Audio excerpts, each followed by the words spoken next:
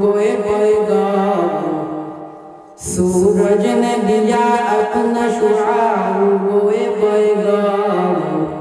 दुनिया है आजब चीज को भी सुबह होगी शाम, दुनिया है आजब चीज को भी सुबह होगी शाम। अल्हम्दुलिल्लाह ঐতিহ্যবাহী বামিহালি মসজিদের উন্নয়ন করবে আজকের এই বিরাট তাফসীর কুরআন মাহফিলের সম্মানিত সভাপতি জনাব মুহাম্মদ মনসুর হক খান সাহেব, আল্লাহ পাক তাকে হেদায়েত এবং দ্বীনের জন্য কবুল করে নিন সকলে আল্লাহুম্মা আমিন। এবং আজকের মাহফিলের প্রধান বক্তা হযরত আল্লাহ হাফেজ আলিম উস্তাদ হাফেজ মাওলানা মুফতি মুঈনুল ইসলাম নসরুল সাহেব লোগা সাইফুল হাদিস বিন হামদা মাদ্রাসা। আল্লাহ পাক হুজুরকে দ্বীনের জন্য কবুল করে নেন এবং হুজুরের হায়াতের ভিতর বরকত দান করে শুকর আল্লাহুম্মা। সম্মানিত উপস্থিতি, আপনারা সবাই কেমন আছেন? যাই হোক, আমি কথা বলবো না, যেহেতু সময় খুব অল্প সময়ের মধ্যেই আমি আপনাদের সামনে কোরআন হাদিসের কিছু বক্তৃতা আপনাদের সামনে পেশ করব ইনশাআল্লাহ। ওয়া তাওফীক ইল্লা বিল্লাহ। তো সর্বোপরি শুকর সেই আল্লাহ পাক রব্বুল ইজ্জাতের দরবারে যে আল্লাহ পাক আমাকে আপনাকে অত্যন্ত দয়া করে মেহেরবানি করে এই মাহফিলের ময়দানে আসবার মতো বসবার মতো সুযোগ করে দিলেন এবং আমার মতো গুনাহগারকে কিছু কথা বলবার আপনাদেরকে শুনবার তৌফিক দান করলেন। এই জন্য আমরা সকলে আল্লাহ পাক রব্বুল ইজ্জাতের দরবারে কালিমাত শুকর আদায় করে নেই, সকলে বলি আলহামদুলিল্লাহ। এবং লক্ষ্য করি দরুদ সালাম শেখ মুহাম্মদের প্রতি, যাকে সৃষ্টি করা হলো আসমান জমিন এবং কায়নাতকে সৃষ্টি করা হলো না, সেই বিশ্বনবী মুহাম্মদ রাসূলুল্লাহ সাল্লাল্লাহু আলাইহি ওয়াসাল্লাম। তো সম্মানিত উপস্থিতি, আল্লাহ পাক তার বান্দাকে দুনিয়ার জিন্দেগিতে বানাইছে একটা উদ্দেশ্য দিয়ে, সেই উদ্দেশ্য বান্দা দুনিয়াতে যাওয়ার পর আল্লাহর ইবাদত করবে। আল্লাহ পাক ডাক দেয় বলে, রে বান্দা, তোমারে আমি দুনিয়ার জিন্দেগিতে একটা উদ্দেশ্য দ্বারাই দুনিয়াতে পাঠাইছি, সেই উদ্দেশ্য তুমি বান্দা দুনিয়াতে গিয়া আমি আল্লাহর ইবাদত করব। তো আল্লাহ তাআলা একটা উদ্দেশ্য দিয়ে আমাকে আপনাকে দুনিয়ায় পাঠাইছে। একটা ছাত্র যখন পরীক্ষার হলে যায়, তার একটা মূল টার্গেট থাকে যে আমার কেমনে পরীক্ষার রেজাল্ট ভালো হবে, সেই মূল উদ্দেশ্য নিয়ে সে পরীক্ষার হলে যায়। তো আল্লাহ তাআলা বান্দারে দুনিয়ার জিন্দেগিতে পাঠাইছে একটা উদ্দেশ্য দিয়া, যে বান্দা দুনিয়াতে গিয়া আমি আল্লাহর ইবাদত করব। এই জন্যই আল্লাহ বলে, আমি মানুষকে এই জন্যই বানাইছি যে মানুষ দুনিয়াতে যাইয়া আমি আল্লাহর ইবাদত করি। এই জন্য আল্লাহ তাআলা কোরআনে বলেন, ওয়া মা খালাকাতুল জিন্না ওয়াল ইনসা ইল্লা লিয়াবুদুন। হে দুনিয়ার মানুষ, তোমরা ভালো করে শুনে রাখো, আমি আল্লাহ তোমাদেরকে একটা উদ্দেশ্য দিয়ে বানাইছি, সেই উদ্দেশ্য তোমরা আমি আল্লাহর ইবাদত করো। ওয়া মা খালাকাতুল জিন্না ওয়াল ইনসা ইল্লা লিয়াবুদুন। আল্লাহ পাক কোরআনে ডাক দিয়া কয়, ও পয়গম্বর, দুনিয়ার মানুষদেরকে জানায়া দেন, দুনিয়ার মানুষ যখন দুনিয়ার জিন্দেগিতে পৌঁছায় যাবে, রূহের জগৎ থেকে মায়ের গর্ভ থেকে দুনিয়াতে প্রতিষ্ঠিত হবে, ও পয়গম্বর আপনি জানায়া দেন, তাদের সর্বপ্রথম কাজ হবে তারা যেন আমি আল্লাহর ইবাদত বন্দেগী করে। ও যুবক, ও মুসলমানি বান্দা, দুনিয়াটা কিছুই না। আল্লাহ ডাক দিয়ে বলে, বান্দা, তোমারে আমি দুনিয়ার জিন্দেগিতে পাঠাইছি অল্প সময়ের হায়াত। এই অল্প সময়ের হায়াতের জিন্দেগির ভিতর বান্দা যদি তুমি আমি আল্লাহর ইবাদত বন্দেগী করিয়া জীবনটারে সুন্দর করিয়া সাজাইতে পারো, তো আমি আল্লাহ জানাইয়া দিলাম, ফাদখুলি ফি ইবাদি ওয়াদখুলি জান্নাতি।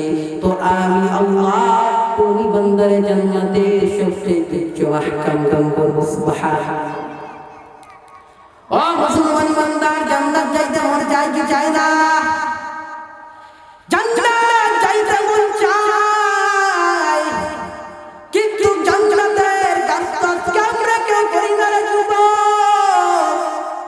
জান্নাত যাইতে যদি মন চাই তোরে যুবক, খোদার কসম করে বলতেছি, কোরআনের মাহফিলে যদি তুমি থাকতা তাহলে জান্নাত যেতে পারতা, কিন্তু তুমি কোরআনের মাহফিলে না, এর দ্বারা বোঝা যায় তুমি জান্নাত যাওয়ার যোগ্য নয়।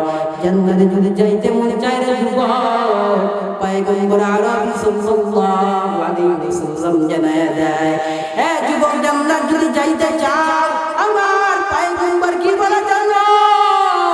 আমার পয়গম্বর ডাক দেয় বলে, রে দুনিয়ার মানুষ ভালো করে শুনে রাখো, ওই জান্নাতের মেহমান যদি তোমরা হইতে চাও, জান্নাতের বাগান যেগুলো আছে দুনিয়ার ভিতরে জান্নাতের মধ্যে বসে যাও, আল্লাহ তাআলার ইবাদত বندگی করিও না, আমি নবীর সুন্নাতের উপর নিজের জীবনটারে চালায়া নাও। যদি তোমরা দুনিয়াতে যাওয়ার পর আমি নবীর সুন্নাতকে যদি সঠিকভাবে আদায় করতে পারো, আমি নবী বলে দিলাম তোমার জান্নাতে যাওয়ার জিম্মাদারি স্বয়ং আমি নবী মুহাম্মদুর রাসূলুল্লাহ। সুবহানাল্লাহ। এই জন্য নবীকে ভালোবাসার দরকার আছে কিনা বাবা? নবী রহমতে আলম নবী মুহাম্মদ, রহমতে আলম নবী মুহাম্মদ, সাহাবীরা তো বানায় ওই নবীজির গান। তোমরা আরো শুনবানি বাংলাবাসী, জান্নাতে কেটে কেটে লেখা নবীর নাম। সুবহানাল্লাহ। আল্লাহ ডাক দে গায়, ও বন্ধু আমি আপনার দুনিয়ার জিন্দেগিতে রহমত স্বরূপ পাঠাইছি, এই রহমত স্বরূপ পাঠানোর পর আমি আল্লাহ দুনিয়ার জিন্দেগিতে আপনার উম্মতদেরকে বড় দামি করে বানাইছি। আমি আল্লাহ সবসময় মাখলুকাত মানুষদেরকে বড় দামি করে বানানোর পর ইমাম জাতির ভিতরে যারা আউলিয়া কেরাম নবী রাসূল তাদেরকে বড় দামি করে বানাইছি। ও মুসলমান বান্দা, আমি আল্লাহ মানব জাতিকে আউলিয়া কেরামদেরকে দামি করে বানানোর পর আমি আল্লাহ রাব্বুল আলামিন আমার নবী মুহাম্মদের উম্মতদেরকে দামি করে বানাইলাম, এবং আমার নবী মুহাম্মদের উম্মতদের পর আমি আল্লাহ রাব্বুল আলামিন নবী মুহাম্মদের উম্মতদের ভিতরে যারা সবচেয়ে ভালো আমল করে তাদেরকে দামি করে বানাইলাম। ও মুসলমান ইমানদার, আমার নবীর ভালোবাসা কেমন ছিল রে যুবক? ওই সাহাবাইরা আমার নবীকে কেমন ভালোবাসতো, আর আজকে তুমি আমি কেমন ভালোবাসি? আমার নবীর কলিজার টুকরা একজন সাহাবী হযরত বেলাল আমার নবীকে কেমন ভালোবাসতো রে বাবা।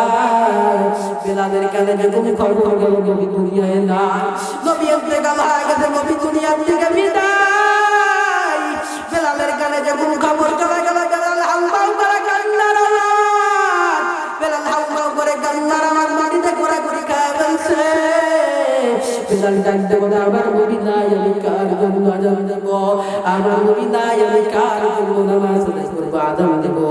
এবার বেলাল হাউমাউ করে কান্নার আওয়াজ, বেলালের পরিস্থিতি শেষ পর্যন্ত এমন হয়ে গেল, নবীজির ইন্তেকালের কথা শুনিয়া বেলাল যেন দুনিয়া থেকে বিদায় নিয়ে যাবে, এরকম পরিস্থিতি বেলালের হয়ে গেল। ওমরের কানে যখন খবর চলে গেল আমার নবী নাই, ওমর ডাক দেয় বলে, যেই ব্যক্তি বলবে আমার নবী দুনিয়া থেকে বিদায়, আমি ওই ব্যক্তির ঘাট থেকে গলাটা আলাদা করে ফেলবো। ও যুবক, সাহাবায়ে কেরামের ভালোবাসা আমার নবীর প্রতি কেমন ছিল? এবার যখন এইগুলা বলল হযরত ওমর, সমস্ত সাহাবায়ে কেরাম কান্নার ঢেউ উঠে গেল, আমার নবীকে সুন্দর করে গোসল করে দাফন করে দিল। এবার বেলাল মদিনায় নাই, বেলাল মদিনায় নাই, বেলাল চলে গেল সিরিয়ার জমিনে। ও যুবক, বেলাল নবীজিকে এমন ভালোবাসতো, বেলাল যখন মসজিদের নববীতে আযান দিত, আযানের সময় যখন বলতো আশহাদু আন্না মুহাম্মাদার রাসূলুল্লাহ, আমার নবী যেই জায়গায় থাকতো, আমার নবী আম্মা জান আয়েশা সিদ্দিকা রাদিয়াল্লাহু তাআলা আনহার ঘরে থাকতো, বেলাল রাদিয়াল্লাহু তাআলা ডান হাত ধরে ইশারা করে দিত, আমার নবী ওই জায়গায় রয়েছে। আমার নবী যদি মসজিদের নববীতে থাকতো, বেলাল ইশারা করে দিত, আমার নবী মসজিদের নববীতে আছে। ও দুনিয়ার মানুষ, ওই বেলাল নবীর ইন্তেকালের পরে চলে গেলেন সিরিয়ার জমিনে, অথচ ওই বেলালের কোনো মূল্য নাই, কিন্তু ইসলামের ছায়া চলে আসার কারণে আল্লাহ তাআলা বেলালের মর্যাদা বাড়ায়া দিয়েছেন। যুবক, ওই কাবা বেলালের বেলাল ওই বেলাল উমাইয়ার ঘরে যখন কাজ করতো বাবা উমাইয়া কঠোরভাবে বেলালের উপর নির্যাতন করতো আঘাত করতো বেলাল যখন রাত্রে বেলা ঘুমাইতো বেলালের পাশে যে সমস্ত গরু ছাগল থাকতো তারা বেলালের উপর আঘাত বেলালের শরীরের উপর গোসল করে পায়খানা করে দিত একদিন বেলাল ওই পাহাড়ের উপরে তার ছাগলগুলো চড়াইতেছে উমাইয়া ডাকতে বলে রে বেলাল খবরদার ওই পাহাড়ের গুহার কিনারে যাইবে না ওই জায়গায় একটা পাগল থাকে ওই পাগলের কাছে যাইবে না বেলাল ডাকতে বলে আচ্ছা ঠিক আছে উমাইয়া আমি যাব না কিন্তু একদিন বেলাল নজর করিয়া দেখে ওই পাহাড়ের কিনারায় কে যেন আমার আল্লাহর নামে তাসবিহ চলতেছে বেলাল এই দৃশ্য দেখার পর সামনে ঘোষণ হয়ে গেল সামনে যায় দেখে আমার মায়ের নবী রাহমাতুল আলামিন আল্লাহর নামে জিকির করায় বেলাল যখন এই দৃশ্য দেখলো বেলাল ডাক দিয়ে কি ব্যাপারে উমাইয়ার দিকে শুনলাম এই ব্যক্তি পাগল আমি দেখতেছি এই ব্যক্তি তো ভালো সেই ব্যক্তি কোন যেন রবের জন্য গোলামি করায় এবার বেলালকে আমার নবী দেখুন জায়গা ফেললো বেলালকে দেখুন জায়গা ফেললো আমার নবী বেলালকে সেই সময় চেনে না আমার নবী বেলালকে ডাক দিয়ে বলে রে রাখাল ভাই আমি 3 দিন ধরে ক্ষুধার্ত তুমি তোমার একটা ছাগলের ভিতর থেকে আমার দুই ছাগলের পরিমাণ দুধ পান করার মতো তুমি আমার একটা তুমি তোমার ভিতর ছাগলের ভিতর থেকে একটা ছাগল যদি আমার দিতে আমি তৃপ্তি সহকারে দুধ পান করতে পারতাম বেলাল ডাক দিয়ে বলে কথার কসম করে বলতেছি ভাই আমার বকরির বাচ্চা আমার বকরি এখনই বাচ্চা দেয় না আমার বকরির ভিতর কোনো দুধ নাই এবার এই কথা শোনার পরে রাহমাতুল্লাহ আলামিন ডাকতে করে বেলাল আমার আল্লাহ যদি আমার উপর রাজি সন্তুষ্ট থাকে আমার আল্লাহ যদি আমার রহমত স্বরূপ হিসেবে দুনিয়ায় বানায় থাকে ইনশাআল্লাহ ওই আল্লাহর কসম করে বলতেছি ওই আল্লাহই তোদের ব্যবস্থা করে দিবে এই সংবাদ যখন আমার পয়গম্বর বলল সঙ্গে সঙ্গে বেলাল একটা বর্গি এনে আমার পয়গম্বরের নিকট হাজির করলো আমার পয়গম্বর বর্গিটাকে করে দিয়া বর্গির স্তনে হাত দিয়া আমার আল্লাহর নিকট ডাকতে বলো কোথায় মালিক আপনি তো আমার দুনিয়ার জন্য রহমত স্বরূপ পাঠাইছেন আপনি তো নিজেই বলেছেন ওয়ামান সাল্লাল্লাহু রাহমাতাল লিল আলামিন ও তার মালিক আপনি তো নিজেই বলেছেন ও পয়গম্বর আমি তো আপনার দুনিয়ার জন্য কিন্তু রহমত স্বরূপ হিসেবে পাঠাইছি ও পয়গম্বর আপনি দুনিয়ার মানুষদেরকে জানায়া দেন এই কথাগুলো আমার পয়গম্বর আল্লাহ তাআলার নিকট আল্লাহ তাআলার নিকট বরকির স্থানে তুলে চাইতেছে আমার পয়গম্বর বলে আমি এই কথা বলতে দেরি আমার আল্লাহ রাব্বুল আলামিন বরকির স্থানে তুলে দিতে দেরি করে নাই আমার পয়গম্বর তৃপ্তি সহকারে বরকির দুধ পান করলো বেলাল পান করলো এবারে বেলাল সেখান থেকে চলে আসলেন পরের দিন আবার বেলাল ওই জায়গায় উপস্থিত হইল ওই অনুষ্ঠানে দেখার জন্য এবার ধীরে ধীরে ধীরে ধীরে বেলাল ডাক দিয়ে বলে ও মদিনার নবী রাহমাতুল আলামিন আমি বুঝতে পারছি আপনি আর কেউ নয় মক্কার কাফের বেঈমান আবু জেহেল যেই ব্যক্তির পাগল বলতো ব্যক্তি আপনি কিন্তু খোদার কসম করে বলতেছি যে পয়গম্বর আপনি আসলে পাগল না রহমতের নবী মায়ার নবী ও পয়গম্বর আপনার দেরি করবেন না আমার হাতে হাত রেখে আমার কালেমা পড়ে মুসলমান বানায় দেন আল্লাহু আকবার জয় গো বেলাল কালেমা পড়ে মুসলমান বেলালের সংসার আল্লাহ বাড়া দিল রাতের গভীর বেলাল তাহাজ্জুদের সময় জাগ্রত হইল উমাইয়ার একটা ঘর ছিল গোল ঘর ওই গোল ঘরের ভিতরে বেলাল ধীরে ধীরে এক কোণায় বসে তাসবিহ জপে আল্লাহ আল্লাহ জিকির করত উমাইয়ার কানে যখন খবর গেল বেলাল আমার মালিকের জিকির করে আল্লাহর জিকির করে উমাইয়া মনে করতে ঘরের ভিতরে কোনো চোর আছে উমাইয়া সামনে সভায় থেকে না ঘরের ভিতরে কোনো চোর নয় এই দুই কি বেলাল ইসলাম ধর্ম গ্রহণ করছে বেলালের কাছে যায় বলে বেলাল বলে ধর্ম বলতে ওই পাগলের কাছে যাবি না তুই পাগলের ধর্ম কেন গ্রহণ করলে বেলাল একদম উমাইয়া সংসার হয় কথা বলো ওই পাহাড়ের লোকটা পাগল নয় বড় বড় রহমাতুল আলামিন আমার আল্লাহ তাআলার পবিত্র রাসূল ওই ব্যক্তির পাগল বলতে পারবে না উমাইয়া এবার উমাইয়া ডাক দেয় তাই নাকি এই কথা বলে উমাইয়া ঘরের ভিতর থেকে লাল রঙের একটা চাবুক দিয়ে বেলালের উপর আঘাত করে বেলাল ডাক দেয় উমাইয়া আমি জানি আমার উপর সব আঘাত আসবে কিন্তু আমি কালেমা ছাড়ব না এবার বেলালের এই কথা বলার সঙ্গে সঙ্গে বেলালের মুখের ভিতর আগুন ঢুকে দিল বেলালের বুকের ভিতর, ছাই ঢুকে দিল। বেলালের উদ্বুদ্ধ মরুভূমির বায়ুর ভিতর শুয়ে রাখছে। বেলালের কান্নার আওয়াজ আবার মালিকরা ডাকতে বলে, তার মালিক আপনি কি কান্না সহ্য করেন না মালিক? আমি বেলালের উপরে দোয়াগার, আমি বেলালের দোয়াগার করতে চাচ্ছি, কেমন সহ্য করেন না মালিক? এবার আমার আল্লাহ ডাকতে কয়, বেলাল ধৈর্য ধারণ করো, আমি আল্লাহ তোমার আশীর্বাদ করব। এবার বেলাল রাদিয়াল্লাহু তাআলা আল্লাহর উপর ধৈর্য ধারণ করলেন। এই দুনিয়ার মানুষ আল্লাহ বেলালকে কেমন মর্যাদা দান করল। এবার আল্লাহ পাক রব্বুল আলামিন আল্লাহর পক্ষ থেকে অর্ডার হয়ে গেল, পয়গম্বর আপনার সাহাবায়ে কেরামদেরকে জানায়া দেন, আমি আল্লাহ বলে দিলাম আপনার সাহাবী বেলাল পাক্কা ইমানদার, আল্লাহু আকবার। বেলাল কেমন দামি হয়ে গেল ইসলামের ছায়া চলে আসার কারণে। যেই বেলালের কোনো মূল্য নাই, ওই বেলাল আল্লাহর কাছে দামি হয়ে গেল। ও মুসলমান বান্দা তাকায় দেখো, বাংলাদেশে তাকায় দেখো বাবা, সাদা আহমদ তাকরিম বাংলাদেশের 1 নম্বর হাফেজ কোরআন, সাদা আহমদ তাকরিমের কোনদিন কোনো দাম ছিল না। আজকে তাকায় দেখ, ওই সৌদির মিশরের ভিতরে যে সাদা আহমদ তাকরিম বাংলাদেশের সুনাম অর্জন করে এনেছে। ও মুসলমান বান্দা আজকে তাকায় দেখো, ও যুবক কি মনে করছো শাকিব হইলাই মনে হয় সম্মান পাওয়া যায়? ও যুবক কি মনে করছো নায়ক বান্দা হইলাই মনে হয় সম্মান পাওয়া যায়? ও যুবক কি মনে করছো ভারতের গীত নায়ক হইলাই মনে হয় সম্মান পাওয়া যায়? না না যুবক, তাকায় দেখ, বাংলাদেশের সুনামধন্য ওলামায়ে কেরাম, বাংলাদেশের হাজারো আলেমের উস্তাদ আল্লামা ডক্টর মিরাদুর রহমান আজহারীর দিকে তাকায় দেখ। ভারত থেকে লন্ডন থেকে যখন বাংলাদেশে আসলো, বাংলাদেশে আসার সঙ্গে সঙ্গে শত শত মাহফিলের দাওয়াত। যশোরের দিকে তাকায় দেখো, ওই মিরাদুর রহমান আজহারীর মাহফিলের কোনো সিরিয়াল নাই, শত শত কোটি কোটি মাগর। মিরাদুর রহমান আজহারী উনি যখন বয়ান করে মনে হয় হাসরের ময়দান দিয়ে কায়েম হয়ে গেছে। ও মাগো, দুনিয়ার মানুষ ভালো করে শুনে রাখো, এক কুয়াকাটা আল্লামা হাফিজুর রহমান সিদ্দিকী হুজুর যেখানে বয়ান করে, সেখানে তাকায় দেখ শত শত মানুষ যেন কেমন কান্নার আওয়াজ। ও যুবক তাকায় দেখ, এমনি সম্মান পায় নাই। ইসলামের ছায়া ছায়া আসার কারণে আল্লাহ রাব্বুল আলামিন তাদেরকে বড় দামি বানায়া দিয়েছি। বেলালের ঘটনা মনে আছে? ইসলামের ছায়া ছায়া আসার কারণে বেলালের মর্যাদা কেমন হয়ে গেল।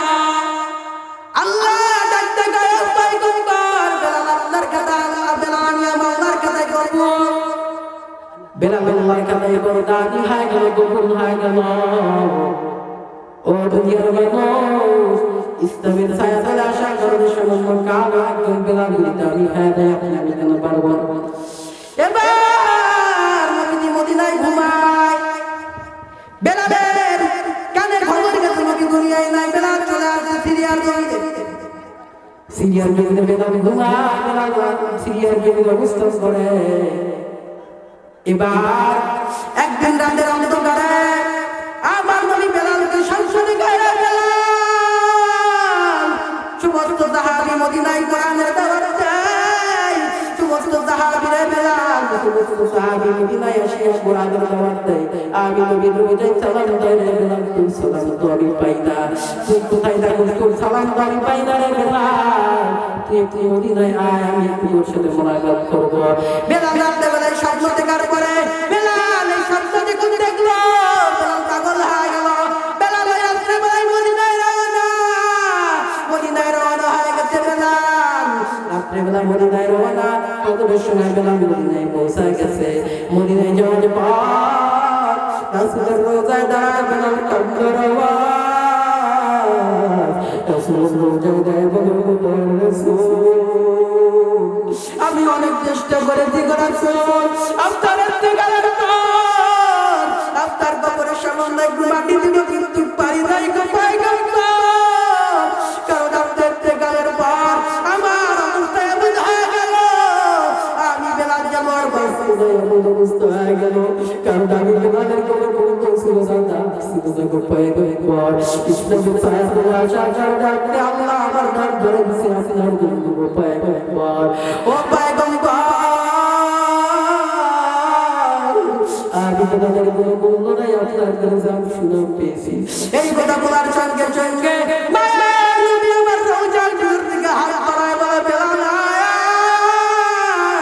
রওজার ভিতর থেকে হাত বাড়ায় আবার নবীর সঙ্গে বেলাল মুসাফা করে।